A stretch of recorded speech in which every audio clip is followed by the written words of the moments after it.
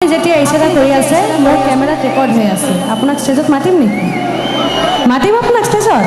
না পুলিচ মাতিম কোনটো কৰিম আপুনি বেয়া ইংগিত কিয় কৰি আছে আপুনি বেয়া ইংগিত তেতিয়াৰ পৰা কৈ আছে কিয় কৰি আছে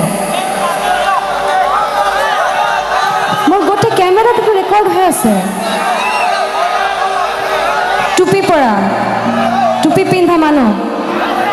আপোনালোকে মানে গায়ে হাত নতুলিব মাৰপিট না কৰিব তেখেতক ওলাই দিয়ে এতিয়াৰ পৰা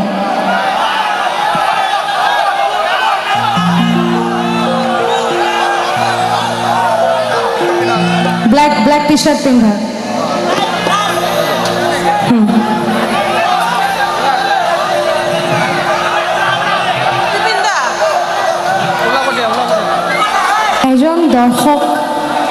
এজন দৰ্শকক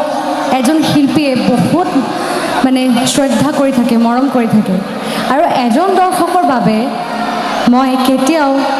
মানে এইটো ক'ব নোৱাৰোঁ যে কমিটিৰ মানুহ বেয়া মোৰ বাকী দৰ্শকখন বেয়া এইটো কেতিয়াও হ'ব নোৱাৰে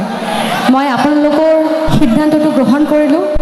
আৰু মই এতিয়া মানে এইটোৱেই চাম যে আপোনালোকে মানে গায়ে হাত নতুলিব এনেকৈ বুজাই এনেকুৱা কৰা নালাগে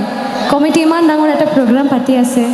এনেকুৱা আপোনালোকে ইমান মৰম দি আছে মাজৰ পৰা এজন তেতিয়াৰ পৰা বেয়া ইংগিত কৰি আছে বহু সময়ৰ পৰা মই দেখি আছোঁ মোৰ কেমেৰামেনক মই কৈছোঁ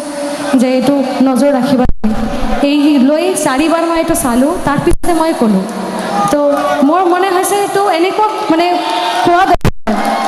কাৰণ মোৰ নিচিনা বাকী বেলেগ শিল্পীবিলাকেও অকৱাৰ্ড ফিল কৰি থাকে ষ্টেজৰ মাজত গান গাবলৈ অসুবিধা হৈ থাকে মনত কিবা এটা বেলেগ বাজে এটা বেয়া কথা ফুৰিবলৈ থাকে এনেকুৱা হৈ থাকে মাফ কৰিব যদি কিবা মোৰ ভুল হৈ থাকে এতিয়া